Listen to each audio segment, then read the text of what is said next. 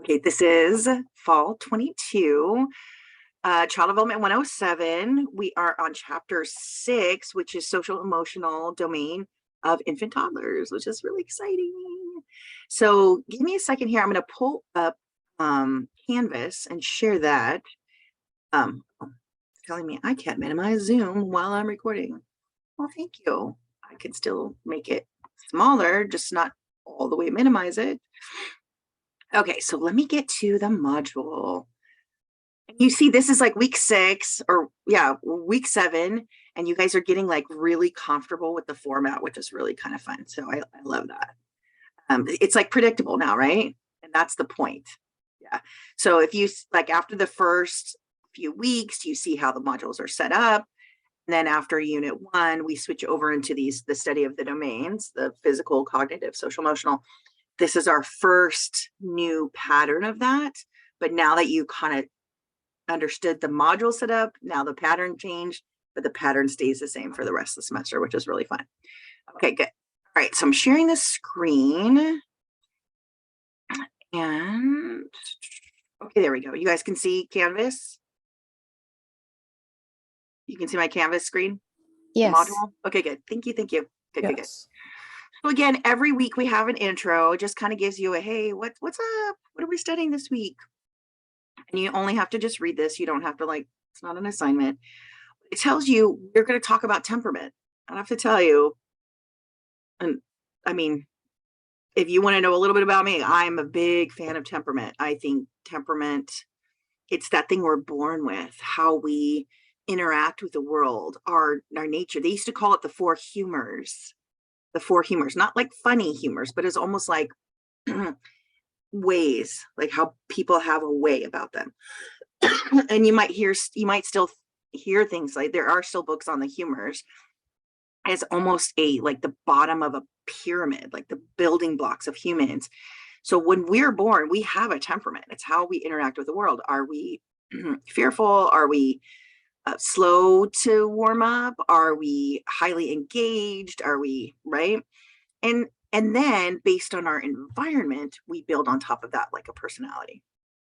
So next, we're going to discuss the roles of culture and gender in socialization. I mean, socialization is a whole class that we take 110. If you can take 110 with me, socialization is all we talk about, how children learn to be like adults in society. Okay. And so this one sentence turns into one whole class when you come take 110 with me. It's fantastic. I love it. It's more of a sociology class, where this class is a little bit more psychology class. Then we'll talk about the sequence of emotional development in the first 2 years. You know, kids, spoiler alert, kids don't even really have a social smile for about 90 days. Meaning you're your parents and you're a parent 24/7, 365. Before the first 3 months, kids aren't even smiling at you. And if they do smile, it's gas.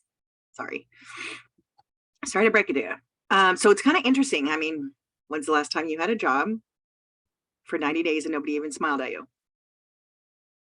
Yeah, we all would have quit a couple weeks in, right? But you can't with the kid. Number 4, compare different theories of attachment and attachment styles. Ooh, so there's attachment styles. Yeah, it's fantastic. I kind of hinted at those already. And then Erikson, this is where we switch into Erikson. Now, with cognitive, we talk about Piaget and maybe some Vygotsky stuff. And then in physical, we talk about Freud, maybe some other things. But Erikson, this is where we land on Erikson. And again, I'm a huge fan of Erikson. And we're just going to study one stage. He's got 8 stages through a lifetime, but we're only going to study one for this age. And as we go forward, we study the next stage, which is perfect because quite frankly, this first stage builds everything on top of it, which is lovely. Last one, and contrast childcare options for families. Again, when you come take 110, we talk a lot about that as well. So again, you guys know what to do. Get those notes going. You can take notes while you're listening here or rewatching. Do Friday, but again, if you need an extension, just let me know. No big deal. Have I said no to anybody yet? No. There is your no. And then we have, what do we have? Oh, our discussion board. You got to get that in by Wednesday, midweek. Everybody's doing pretty good on that. I think last week, a lot of people fell off. They were just like, I'm not doing it this week. Fine. Totally fine. But this one's a good one. This one's a good one. Do this one. Honestly, what you will learn today about temperament, you can apply in your life today about your adult life. It's fantastic. And so then we have the reflection journal by Sunday, quiz by Sunday. We also have an exam. Now I know it took everybody about a week or two to get that last exam in, but I think I got all the grading done on that. So, and I don't block those. So if you didn't get the grade you wanted, you can go back and resubmit. It'll give me a code on there. It'll turn my grading sheet blue that you've resubmitted it, or green, I think. Either way, it just gives me a clue to go back and look at what you got. So again, you can take it as many times as you want. Just don't write a same essay as your friend did. So again, you can take the essay to the writing center, like pull out those questions, right? On the first exam, I give you three essay questions. I can give us a preview of the one this time. Yeah. Okay, cool. All right. So let's keep moving forward. Oh, I'm going to task everybody in the class, but maybe certain people are really good at this. If you see this green bar, I was told I'm not allowed to use the green bar anymore. I just put it in for like ease of navigation, but they're like, that's not accessibility compliant. So I'm going to show you right now real quick. You guys see that? Just give me a heads up if you want like an oops finder point, like a half point. I'll give you one for that. I've been trying to go through each one and lead it just like that. And so you see it. So again, you see me in my teacher editing phase here. We have this little piece right here, the accessibility checker. And this means it's fine now, because if there was something wrong, it would give me a 1. Or if that little green bar was in there, it would give you a 1. It tells me to go back and check. So that's what I'm trying to do to make my classes as ADA compliant or up to date as possible. So if you guys see that, just give me a heads up, and then I can give you an oops finder on that one. So let me move this. Okay, I don't know if you can see that, but there we go. I think you can. You think you can see my whole screen right now. So let me put it back down. Okay, good. All right, so we did the introduction, and then we're going to go to, let's move this. Oops, sorry. There we go. I'm on my laptop today because my desktop at home back here is ancient. And honestly, it'll make that sound like that unplugging sound. Will go dee-doo, and then the whole screen will go black and then come back up, just like no big deal. It's like, yes, it is a big deal. Okay. So the reading, you can click here on the OER book, read it here. You can read there's just chapter 6 there. And again, I put the CDC developmental milestones in here. So let's just look at one for right now. Let's say we're talking about a 6-month-old child. Now, I know all of you read all of those, right? They're optional, but if we're looking at it, and this is a great resource to share, so please share this. So if we're looking at 6 months, it'll show us all of the domains, which is lovely. By the way, there's an app, milestone tracker. If you have a baby, you can even, tell if you have a friend with a new or a family member with a new baby, there's an app, milestone tracker. It's lovely. Again, it's not to point out what's wrong with the child, but at the same time, if they're behind, if you get early intervention very quickly, that behind part catches up. And then, because if the longer they're behind, the longer they will stay behind. So let's not do that. Let's get them caught up, right? So here's your social emotional milestones. They look familiar. Those familiar people, they light up when they see somebody. They like to look at themselves in a mirror. Have you ever noticed that? When they look in the mirror and they say, baby, you're like, yeah, that's you. They don't get that yet. Baby, yeah, that's you. And then at 6 months, they can laugh. Again, I love it when I see those babies like laughing at dogs and stuff like that, just sitting there doing nothing. They can take turns making sounds with you. This is pre-language development at 6 months. If you go bleh and they go bleh and then you do it back, or if they start something and you do it back to them, amazing. That's amazing stuff. So blows raspberries or like that, or squeal when they're maybe tickled, or play peekaboo, things like that. Super fun. That's language, right? And then cognitive, we talked about last week. Puts things in their mouth to explore them, reaches to grab a toy, closes lips. So maybe like that. No, all done. And then physical development, we talked about that in the first chapter of this unit. They can roll on their tummy. They can push with straight arms like this when they're on their tummy. They can lean on their hands to support themselves or sit Sometimes they'll sit forward and put their hands down, or even a lot of these things. You'll see some of these things. Other important things. What are some things that you guys like? What is the personality that's developing on top of this temperament? What do they like to do? If they like soft things, if they like to hang out with the dog, if they like to be in their jumper, if they like to crawl around the grass or just be in grass, like things like that. And this is a great question. Has your baby lost any skills they used to have? I have worked with children like that who had skills and then started losing skills. And then we found out they had a brain tumor. So like lost their ability to babble. Yeah, it was really sad. And then, yeah, it became very, very a big deal. Yeah, that was hard. That was hard. Any special healthcare needs? Are they picky about food? Are they fussy when you pick them up? Are they only like certain blankets or toys or something like that? It's it's just get to know your child and then like share that with the doctor. So then there's tips and activities, what you can do, things like that. So again, this all these different resources here at the Center for Disease Control is fantastic. So I just wanted to show you what that looks like so you guys know, and then you can share. It's for every month milestone. Oh, here's my green bar. Okay, I'm gonna take that out while we're here. Ooh, I can't believe I didn't catch that. I thought I was gonna be all sassy and be like, oh, here's the green bar, and if you just want to move forward, blah blah blah. And then they're like, you can leave that in if you want to make a title top of that column. See here, look at here's the two. Watch this one. Format as a list. Okay, I'm making a suggestion to comply with ADA standards. Wait, let me go back. Previous, format as a list, apply, and then format as a list, apply. So this makes sure that I am there. Hold on. Make sure that I am following the federal guidelines for accessibility. And a lot of times it has to do with screen readers too. If you want to learn more about that stuff, come take 202 with me, which is Intro to Children with from Special Populations. It's like the special needs class. Okay. So we did our reading here, and let's get to 6.1, temperament. Oh, my favorite. Look at the little picture I chose for the graphic. Yes, I make my own graphics. It's just like a little one, maybe playing peekaboo. I thought that was the cutest, right? Let me move this guy down. Let me move this guy down. All right, good.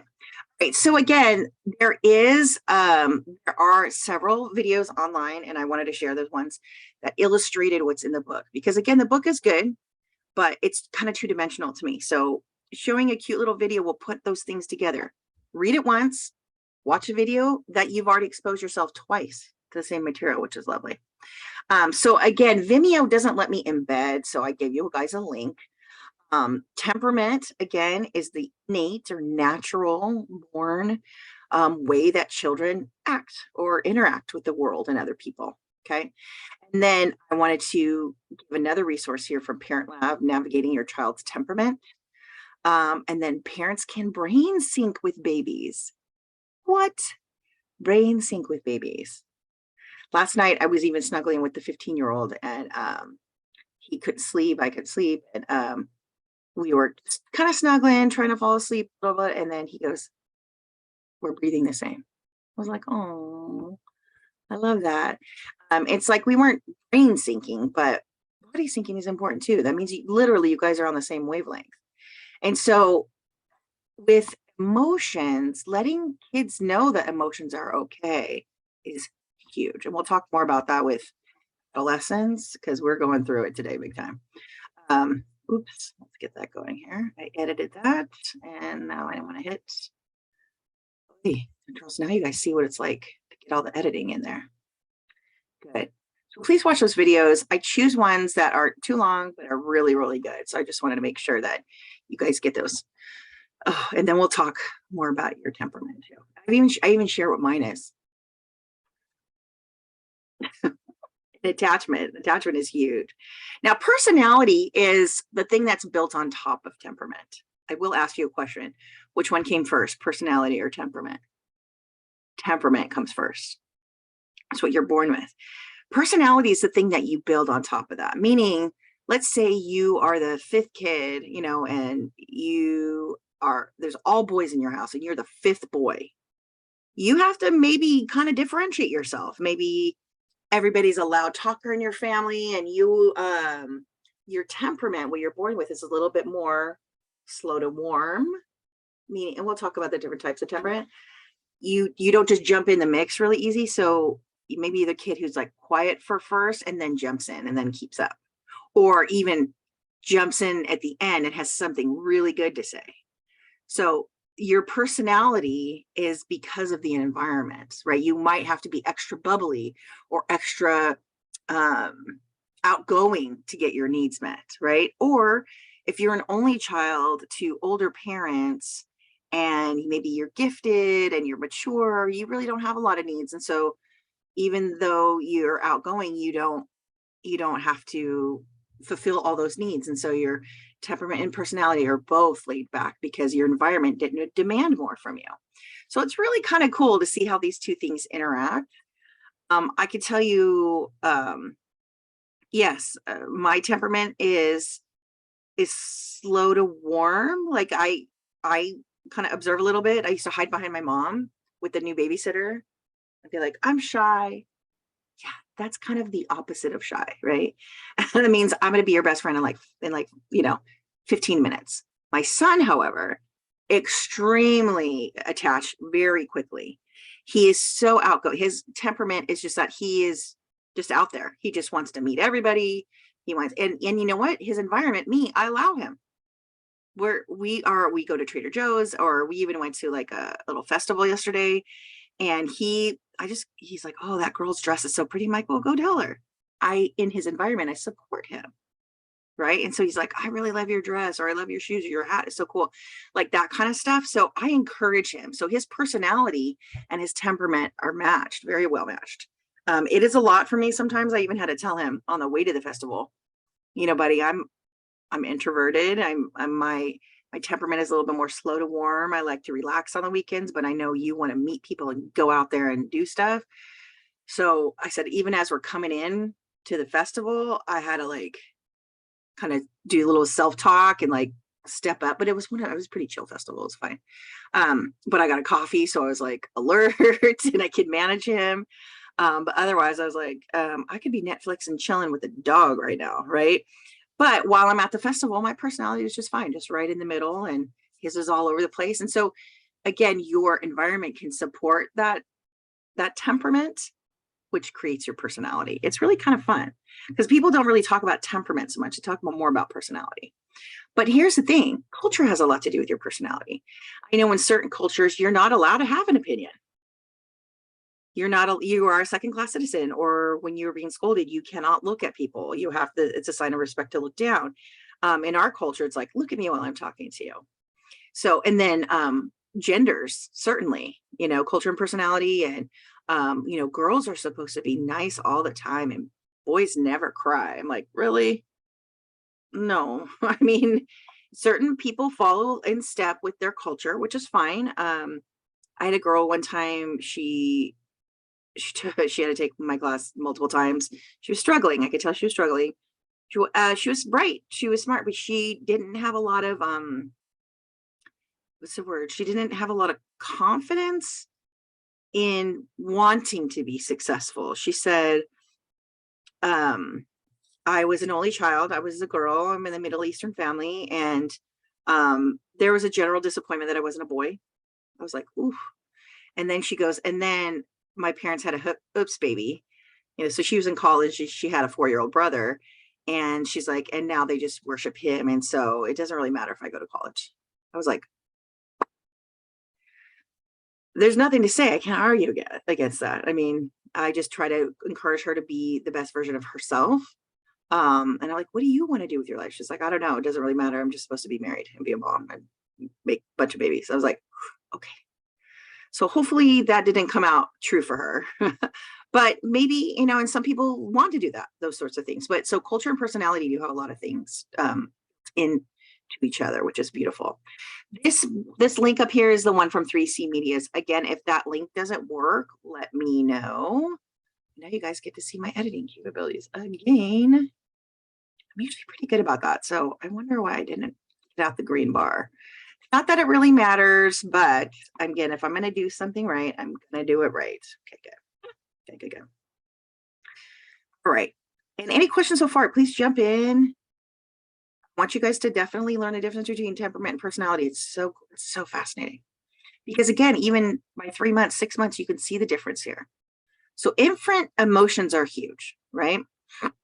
And have you ever seen kids being like, I don't want to be away from my parents, right? The separation anxiety is very, very, very common. It just shows that their brain is growing. Their brain's growing. It's lovely. And it's not that they're totally terrified. It's just that think about their whole world has been you holding them and then letting them go a little bit, letting them crawl, letting them walk, right? And now we say, let's go to preschool. And they're like, wait a minute. Now, some kids love it. I loved it. But I remember one time, I think I was super little. I still remember, yeah, I was maybe like 4 or 5, walking into preschool and then going, wait, my mom's not coming with me. And then going, kind of running back to the car a little bit. She's like, no, no, no, this is just for you. You just get to go here all by yourself. And I was like, what? Like, till like the first time I was really upset. And then I was like, oh yeah, this is fun. This is great. So, and that just shows that the brain was progressing to a point of semi-independence. And then you get to meet other kids. Think of how overwhelming that can be if you were an only child and now you have to go to at 3 years old, 4 years old, 5 years old, I mean, even 2. And some kids are in daycare even as infants. If you're an only child at home, but then at school you're with like 6 or 8 other kids in a room, in a center the whole day, can be kind of confusing and overwhelming. And again, these kids haven't been on the planet so long. Their brains are growing. They're still new and fresh. So as they are new and fresh and they're going forward, they get to learn all these things. But so it can be a little anxiety provoking. Then secondary or self-conscious emotions. This is really kind of cool. This embarrassment or pride or shame or guilt. So let's say a kid has learned they're potty trained, or they're not quite potty trained and they're in pull-ups. That's like the last step before potty, independence. And they go, I pooped in my pull-up. I know I'm not supposed to. They get this shame and guilt and embarrassment. Or opposite, when they make something really good. Look at this art project I made, or look at this thing I made with sticks and blah, blah, blah. So they develop this as, again, their brain is growing and their personality is built on their temperament, and they have all these opportunities. It's really fantastic to see when kids are becoming individuals. It's a really lovely thing. And then self-regulation skills. This is huge. This is the intro into executive functioning. Again, we talk more about this in 202 and we will talk about it in here a little bit. Executive functioning is like your secretary right here in the front, who teaches you what to do in order, or don't forget your backpack, or, don't forget to take your vitamin, or if I forgot something, what do I do? And self-regulation has to do with, I'm just so upset and I can't pull it back, or I'm upset and I don't know what to do, that kind of situation. It's hard because, again, I know a lot of adults who don't really self-regulate very well because we never taught it. So think of the adult and the child, like the child is like new software or a new phone, and it has all the software in there, but you have to like start it up. And sometimes the adult has to be the external software, the hard drive, or like I said, I have an external drive, like what is this, like a terabyte drive, right? It's not the computer, but it's the external helper, right? It's not the brain, it's storage, right? So I can take the things that I have on there and bring it into this computer. So a lot of, hugging and making things okay and teaching them how to self-regulate. And again, I have a son on the spectrum, self-regulation. His whole executive functioning is underdeveloped, just the way he was born. And so I'm telling you, I have to do a lot of self-regulation with him. And then there's this point at 15 where I'm like, dude, I think you can do some of this on your own. He's like, no, again. I'm like, well, wait a minute, let's try. And if I'm doing it for him, he's never going to learn. It's like if I tie his shoes forever and ever, he's never going to learn. If I pay his bills, he's never going to learn. If I cook all his meals, he's never going to learn. If I won't do all his laundry, he's never going to learn. So it's those sorts of things that you do a lot at the beginning, right? When they're little and they don't have really any skills built around self-regulation. And then you slowly scaffold. We'll learn about that term a little bit more when we learn about Vygotsky. You support them like training wheels, and then you pull back, pull back, pull back, right? Otherwise, if you are always doing it for them, you're going to get a kid who's at Starbucks and gets the wrong drinks and pulls a full Karen, right? So our society is better when we help our kids self-regulate. We have to help them, because how do they learn? And then this cool one here, this shows you also emotions and brain development too. This baby is standing on a blanket that's attached to the shopping cart. This experiment shows how children can see themselves as part of the environment or separate from the environment. And meaning that they are in the environment, but does their body control things? Do they have control of their body that controls things? So this is a great one, because it shows you this little girl's like, I'm trying to push the cart, but the cart won't move. Or maybe it's a boy, I can't tell. Doesn't matter. But then you see a little bit older child who goes, oh, well, I'm standing on the blanket. If I get off the blanket, I can move the cart. And it's only the difference between like 1 or 2 months. It's amazing. Maybe 3 months. Like a 16-month-old and a 19-month-old. You're like, oh, in 3 months, their brain can then conceptualize of their own competence to control the environment. It's amazing, amazing. And then I did put this bonus in here. And again, you don't really have to watch this one, but if you have not watched Inside Out from Disney Pixar, please do. It is, in fact, I will give it as extra credit. Okay, watch that, because it does use brain science in there. And this one this is her very first like click into the world, and it shows you which emotions come on first. And you know what? Disney did their research, right? They use brain examples, they use emotion examples, they use actual science in there. And so if I said, write down all the scientific terms that they used in there, you'd be amazed. You'd be amazed. Oh, bummer. I got to get this one. Okay, so this one is unavailable. Let me pull it out, but I'm going to show this one today in class.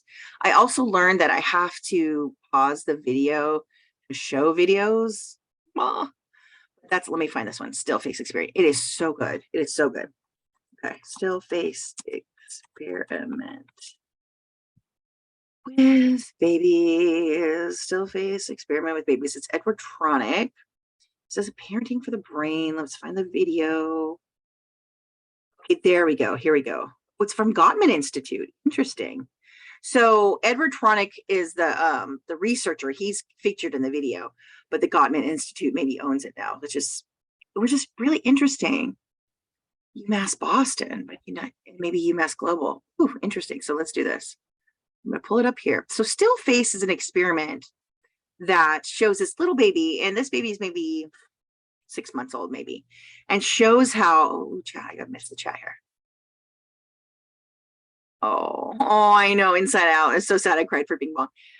Bing Bong is interesting because Bing Bong, not to give it away, Bing Bong is part of this, like, memories that kind of go on purpose.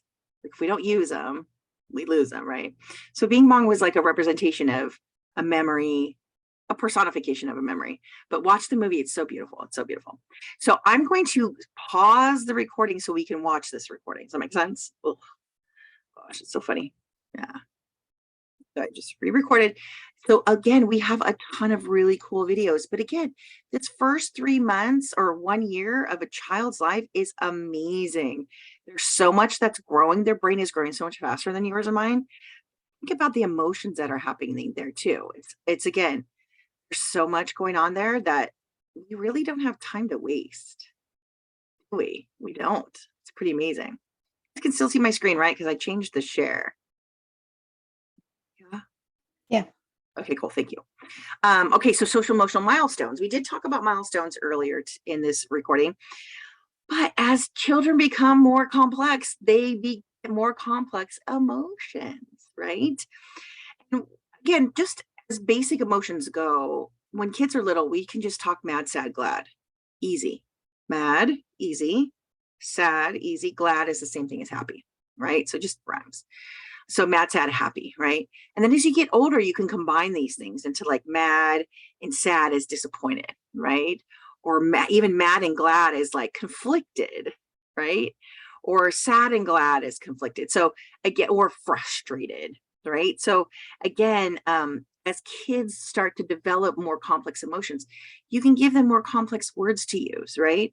Still to this day, my son still has a big gap on that. And I'll say, well, how are you feeling right now? And he's like, I don't know. It's okay not to know, but if you had to pick one, mad, sad, or glad, he's like, mad, sad, mad, sad. I was like, frustrated, irritated, disappointed. Yeah, disappointed. I'm like, okay. It's, especially when we're having big emotions, it's hard for us to tap in.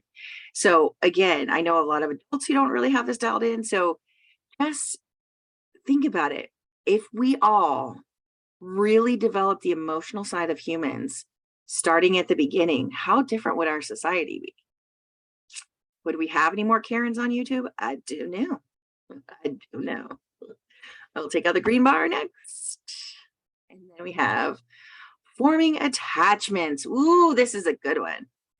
So I put this video in here from Patricia Kuehl. She was listed. She's listed in our 110 book. I think she may be listed in this book as a reference.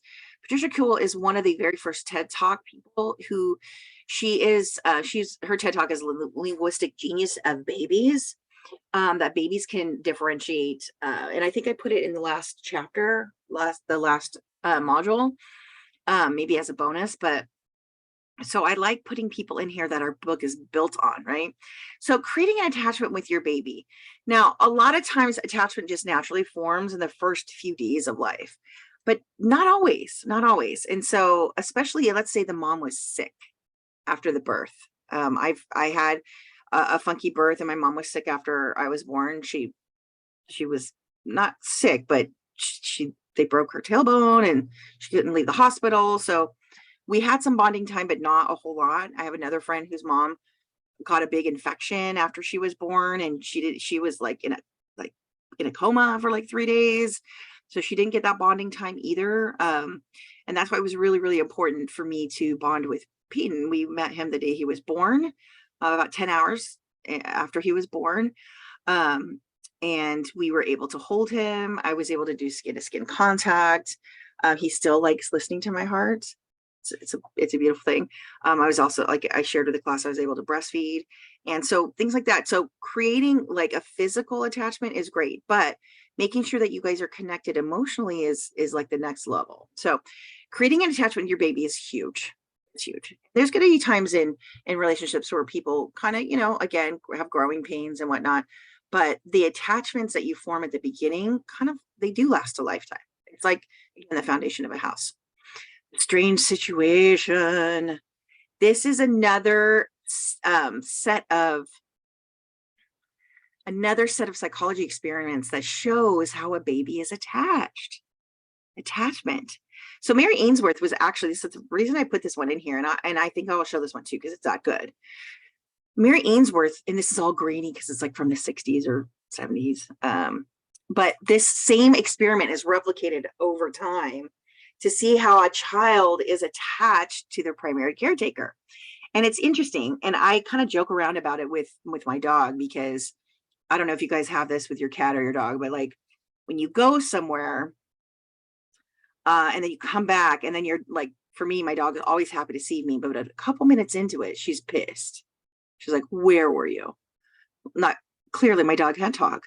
But she wants to she's like, she does this thing where I come in and she's up on her hind legs and she wants a kiss. And so I'll bend down and give her a kiss. But if I don't, let's say I'm carrying in groceries, she's going to do just like that baby did and give me different types of barks and chirps. And then I notice that if I withhold, like I literally don't bend down to give her a kiss, I don't give her a pets or anything like that, she will change all her barks and she'll get really frustrated. Now, clearly at that point, she's going to get mad at me. But even if I'm giving her kisses and I go, okay, you ready? And she's like, okay, let's go back to the bedroom and snuggle for a minute. And then I'll be like, okay, snuggle time. And then she'll snuggle. And then she'll be like, let's play because I'm mad at you. I missed you. So we call that disorganized attachment. Like she's like, I'm glad to see you, but I'm actually a little bit mad too. So I kind of joke around about it, and I'll show you what that looks like here in humans. But again, consistent and responsive caretaking, parenting, creates a child who is self-regulated, who is attached, who can then navigate the world. And again, we talked about like that piece where they have like stranger danger and they're like separation anxiety and things like that. That is normal for certain ages to be like, where is my mom? Right. But what's not normal is when the mom leaves the room and the kid doesn't care. Think about that for a second. So what they do is they set up, and they'll walk you through it. They set up this room and the mom and the kid are playing with toys, just like kind of like this picture. And then a stranger comes in, like a grad student or whatnot. And sometimes, like some parts of the situation, they interact with the mom and the child. Sometimes they just interact with the child. It's like this piece where you'll see the baby look at the mom and like look at the stranger and be like, is the stranger okay? Right? That's that self-regulation that you use the adult for. I'm looking to the adult to see if this person's fine. If that person's not fine, the adult would maybe scoop up the baby, or right, if the person's fine, they'll be like, it's okay, you can talk to her, right? So like a check-in, is this an okay situation? But what happens is that sometimes you'll see a baby go straight to the stranger and you're like, why is that happening? It's not that we're trying to figure out what's wrong. We're not trying to get mad at the mom or anything like that, but sometimes they do these experiments through court battles and custody issues, because if a child is very comfortable in going to somebody else all the time, maybe it's the mom's never home, or the primary caretaker could be a dad or grandma or whatever. Or if the child is fearful of everybody, that could tell you about their environment too. So let me pause this, and I'm going to show strange situation, but I can't do it if it's copyrighted. So I'm going to pause the recording. Having a secure attachment does not necessarily mean that your relationships are great, and having an avoidant or a disorganized attachment doesn't mean your relationships are bad. We do make choices as adults, but as a child, if you can have a secure attachment, that really does make things a little things easier. So the attachment project for the discussion board, it's fantastic. So and then we have the quiz. But now that we're getting to the end of the module, maybe I'll give a little sneak peek. And you know what? I'll keep it recorded. I'll give a sneak peek of the exam, because if you guys have hung out through this whole time, I'll give you a sneak peek of the exam. Okay. So it's not due till Sunday. Do all the rest of your stuff, but if you need a couple extra days on the exam, that's totally fine. Same format as before. We have true, false, multiple choice. Maybe like bring it down here. True, false, multiple choice, what do I have? Matching developmental milestones. This has to do with your book. Okay, with you. I'll put the recording where it says where the PowerPoints are. So under chapter 6 reading, I'll put it right there. It takes me about an hour or two to get it up through YouTube. So multiple choice, true, false, matching crucial developmental milestones, 10 points matching components of the neuron. I told you, I'm going to be talking about the brain cell. And so, yay, bye. And then one essay for 10 points and one essay for possible extra credit points. Okay, again, no time limit, all that business. So I'm going to hit edit, because just in case I have to change something. So let's see. Okay, there we go. Oh, some people have already started taking it. Good for you. So if I change stuff, we have to be very careful. Some people are like, screw it, I'm just going to take the test and see how much the rest I have to do. So I kind of group stuff. So I put true and false in a group. It doesn't really matter to you because it's just a different way of doing it. So I put chapter 4. Remember how I said 3 chapters, 10 questions. So it's going to be 3, 3, and 3 and an extra one. So 3 from chapter 4, 3 from chapter 5, 4 from chapter 5, and then 3 from chapter 6. So then, and when I go to multiple choice, I won't do that 4th one from chapter 5. I'll do it from 4 or 6. So here's chapter 4 multiple choice, 1, 2, 3. Chapter 5 multiple choice. Well, I only did 2, but chapter 6. Oh, there's 5. Let me move this up there. That chapter 6 has the 3. 1, 2, 3, 4. Oh, multiple choice chapter 4. I hate when they jump around, because I want you to be able to go through chapter by chapter. Make sense? So you go chapter 4, chapter 5, chapter 6. So you're not like in your book. I mean, I guess you can. I guess it's all online, but it's annoying. That's annoying to me. 5, 6, 6, 6. Okay, good. This is looking good. 6, 6. Okay. Now this one, match the age of the typical approximate development to the number choices. Ooh, if I hit this, you might see some stuff. Ooh. right? So something like this. When objects become permanent around 9 months, a typically developed child shows a social smile around 6 weeks. You can write it all down, or you can just read your book. All of the answers are in your book. It's great. So here's the correct part of the neuron where it says number one, you select number one. So I'll show you what that looks like. Right? So number one, the number of neurons present at birth per the book. Number two, I'll give you number two as the answer. That is called a cell body, right? So number two, you can see the picture. Wow, to get that going in there. So let me double check here. Yeah, okay, good. So box number two should say cell body. Make sense? We learned that one. And it's, again, the picture in your book. I put it in the module. You guys got this. You guys got this, right? You guys got that. And then the essay question. We get to stick out. Now that we've learned about theorists in unit 1, and now we've got a taste of each theorist in 4, 5, 6. I'm asking you which theory or theorist sticks out to you. If you're about the body, you might pick that theorist. If you're about the brain, you might pick that theorist. If you're about social emotional, you might think about that theorist as well. So you start the first paragraph with, again, give me 3 paragraphs. I gave you some pointers on your last essays. If it's all in one chunk, I can't really read it so good. Plus, I don't know if all the pieces are well organized. So make sure you have 3 paragraphs. I give you hints. Start your first paragraph with the theory or theorist that sticks out to me, and I define this in my own words as, you can use something similar, say something similar. So I know you are answering the question. Okay. Describe the theory using proper citations. I give you a citation from your book, or a citation generator. There's one in LibreText on every page. Start your second paragraph with this something theory or theorist focuses on, right? You're going to show me if it's physical, cognitive, or social emotional. And then be accurate, define the theory with like 5 sentences or so, right? I put it here, 3 short paragraphs, 5+ sentences each. 5 or more? 5 or more. Do we have to sometimes you all can't 3? Well, yeah, at least. So what I'm saying to you is sometimes the number 2 paragraph might be more like 10 sentences. If you're going to describe a whole theory, it might take you more than 5 sentences. Make sense? Good. But don't limit yourself, but don't go nuts.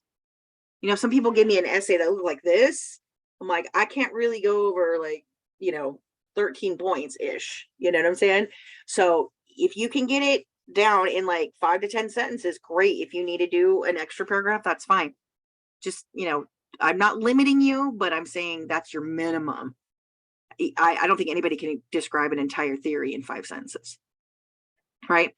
But lastly, give a direct example from your life. Yeah.